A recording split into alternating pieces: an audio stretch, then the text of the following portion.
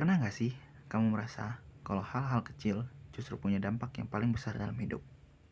Di sudut kota Paris yang hangat dan penuh warna, ada seorang gadis bernama Emily. Dia bukan tipe orang yang banyak bicara. Dia lebih suka mengamati, membayangkan, dan hidup di dunianya sendiri. Film karya Jean Pierre Jeunet ini bukan sekedar cerita romantis biasa. Ini adalah cerita tentang kesepian, tentang imajinasi, dan tentang keberanian untuk akhirnya terhubung dengan orang lain. Lewat elemen seperti unity, repetition, variation, dan development, film ini membangun dunia yang terasa sederhana, tapi sebenarnya sangat dalam. Emily tumbuh dalam lingkungan yang cukup kaku.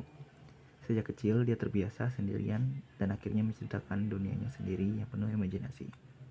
Saat dewasa, dia bekerja sebagai pelayan kafe di Montmartre. Hidupnya berjalan biasa saja, sampai suatu hari ia menemukan sebuah kotak berisi kenangan masa kecil seseorang. Dari situ, semuanya mulai berubah.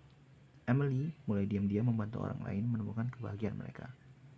Bukan dengan cara besar, tapi lewat hal-hal kecil yang kadang bahkan tidak disadari.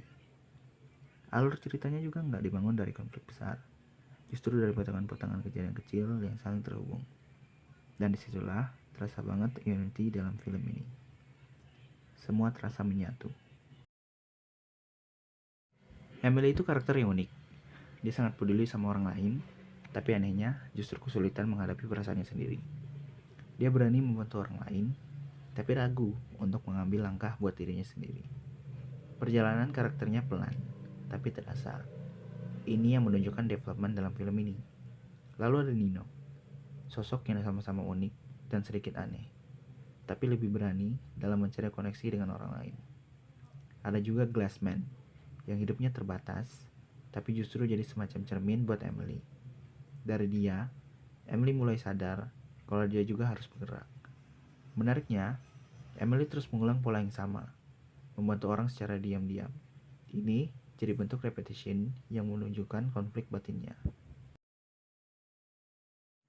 Paris di film ini bukan Paris yang realistis. Inilah Paris versi Emily. Lebih hangat, lebih berwarna, dan terasa seperti mimpi. Daerah Montmartre digambarkan sangat intim, seolah setiap sudut punya cerita. Semua elemen terasa menyatu, dari setting, karakter, sampai cerita. Ini yang bikin unity dalam film ini terasa kuat. Di sisi lain, atmosfernya juga mencerminkan kondisi Emily. Indah, tapi ada jarak, ramai, tapi tetap terasa sepi. Salah satu hal yang paling mencolok dari film ini adalah penggunaan warna. Merah, hijau, dan kuning muncul berulang kali dan membentuk identitas visual yang kuat. Warna merah terasa hangat dan dekat dengan cinta. Hijau memberi nuansa aneh sekaligus nostalgia. Kuning memberi rasa yang hangat dan lembut. Penggunaan warna ini adalah bentuk repetition, tapi tetap terasa menarik karena variasinya. Pencahayaannya juga lembut dan hangat. Bikin film ini terasa seperti kenangan, bukan realitas. Komposisinya sering simetris dan detail, seolah semuanya tertata rapi, mirip seperti cara Emily mengatur kehidupan orang lain. Kostum Emily sebenarnya sederhana, tapi sangat khas. Kardigan merah yang sering dia pakai langsung jadi identitas visualnya. Gaya pakaiannya juga klasik dan sedikit tertutup, mencerminkan kepribadiannya yang hangat tapi tidak terlalu terbuka. Dan karena gaya ini terus muncul, kita bisa melihat repetition yang memperkuat karakter. Secara umum, genre film ini bisa dibilang romantic comedy, tapi bukan romantic comedy yang biasa. Film ini juga punya unsur magical realism di dalamnya, di mana hal-hal kecil bisa terasa ajaib. Ceritanya tetap mengikuti pola kisah cinta, tapi cara penyampaiannya berbeda. Disinilah variation terasa, familiar, tapi tetap unik. Pada akhirnya, film ini bukan tentang mengubah dunia secara besar-besaran. Ini tentang hal yang lebih sederhana, tapi juga lebih sulit. Berani untuk benar-benar hidup dan membuka diri.